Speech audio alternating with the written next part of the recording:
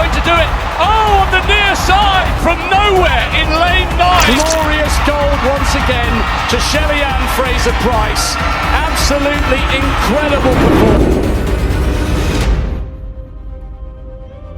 Who will wear the crown as the top female sprinter of 2025 as these women compete for global glory and sporting immortality? On the evidence of what I have witnessed leading up to this moment, I believe it is safe to say the Tokyo World Athletic Women's 100-meter race is going to be a straight fight between Melissa Jefferson-Wooden and Julien Alfred. Everyone can make a case as to which one will win, but no one can categorically say which one for sure. It is not a foregone conclusion for either. So what are some of the factors that can play a part in deciding the outcome?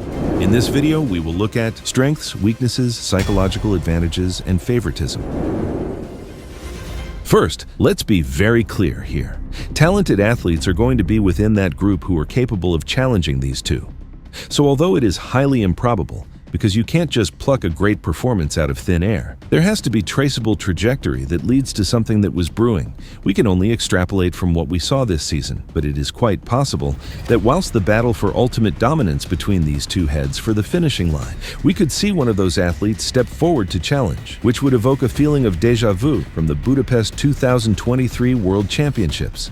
In that race, Fraser-Pryce and Shericka Jackson were locked in a battle in adjacent lanes, probably entertained the thought that the winner of that battle would be the eventual champion, but they were surprised by the gargantuan talent of Shacarri Richardson, who came from nowhere.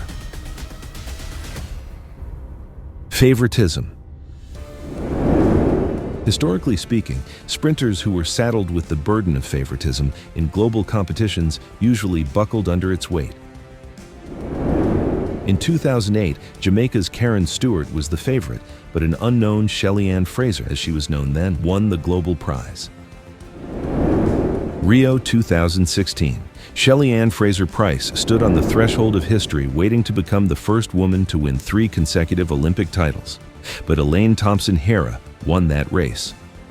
Who was the favorite in the last Olympics in Paris? Yes, you got that right, it was Shacarri Richardson. Julien Alfred ran outstandingly to take gold, remarkably, in the rain. A 10.72 clocking that telegraphed to me that minus the rain, her time would have been in the 10.6s. However, because she was not the favorite, and there is no empirical evidence to support how she would have performed as a favorite, so it is still uncharted territory for her. If she were to win this race, we still would not know, because undoubtedly, she won't be the favorite. The favorite will be Melissa Jefferson-Wooden, who incidentally is also an unknown quantity, favoritism-wise.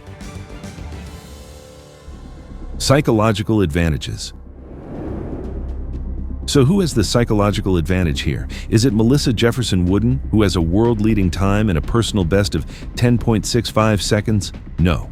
Is it Julien Alfred, the Olympic champion, who clocked an incredible time of 10.72 seconds in a condition that does not lend itself to quick time? Yes. Also, the holy grail of any sprinter is to be an Olympic champion. Alfred has managed to etch her name among the few great athletes who have managed to achieve this remarkable feat. Yes, there is a heightened belief in her ability, improved self-efficacy, motivation coming from this win which feeds directly into her self-confidence by validating her effort. I am expecting her to leverage these psychological advantages on the day. Strengths and weaknesses.